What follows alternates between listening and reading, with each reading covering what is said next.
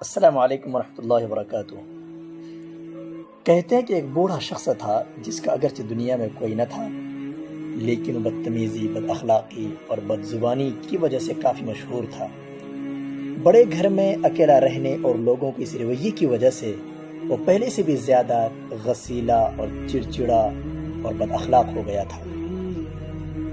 ایک دن ایک غریب بچہ جو نیا نیا اس شہر میں آیا تھا، کوڑا کرکٹ جمع کرتا ہوا اس بوڑھے کے گھر کے سامنے سے گزرا۔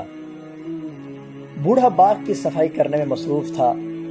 بچے نے بوڑھے کی طرف نگاہ اٹھائی اور بے ساختہ بوڑھے کو دیکھ کر مسکراتے ہوئے بآواز بلند سلام کیا۔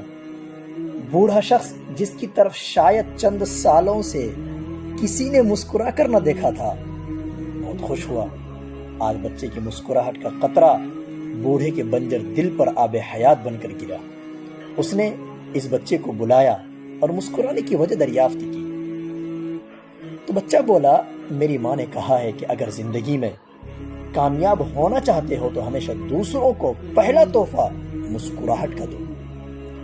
مسکراہٹ وہ جنس ہے جس پر آپ کا کچھ خرچ نہیں ہوتا لیکن نفع بہت زیادہ ہے۔ بوڑھا شخص خوش ہوا اور اس بچے کو انعام دے کر رخصت فرمایا۔ پھر بچہ کو جب بھی وہاں سے گزرنا ہوتا، وہاں جانا ہوتا تو مسکرا کر بوڑھے کو سلام کرتا ہوا گزرتا۔ یہاں تک کہ ایک دن اس بچے کے گھر میں ایک وکیل آیا اور اس نے بتایا کہ فلاں بوڑھے شخص کا انتقال ہو گیا ہے اور اس نے جائیداد اس بچے کا نام کر دی ہے، اور اس نے اپنی وصیت میں لکھا ہے کہ اس کی قیمت چند مسکراہٹوں کے ذریعے ایڈوانس میں ہی ادا کی جا چکی ہے۔ ایک مسکراہٹ کی اتنی بھی قیمت ہو سکتی ہے۔ مضبوط ترین لوگ وہ ہوتے ہیں جو مشکل ترین حالات میں بھی اپنی آنکھوں سے قطرہ آنسو کا ٹپکنے نہیں دیتے۔ یاد رکھیں، گزشتہ کل کروڑوں کا تھا اور انشاءاللہ آنے والا کل بھی کروڑوں کا ہوگا، لیکن آج فقط ایک ہی ہے۔ اس لیے مسکراتے رہیے اور خوش رہیں، کیونکہ یہ آج پھر لوٹ کر نہیں آئے گا۔ یاد رکھیں، مسکراہٹ ایک عظیم نعمت ہے۔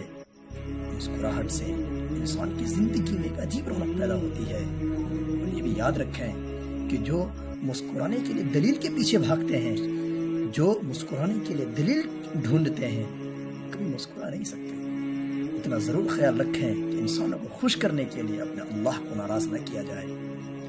اگر زندگی میں کامیابی کا حقیقی لطف اٹھانا چاہتے ہیں تو دو باتوں کا خیال رکھیں۔ نمبر 1، ہمیشہ اپنے ہونٹوں پر مسکراہٹ سجا کر رکھیں۔ نمبر 2، خاموشی اختیار کریں۔ مسکراہٹ مشکلات کو ختم کرنے کے لیے اور خاموشی مشکلات سے دور رہنے کے لیے۔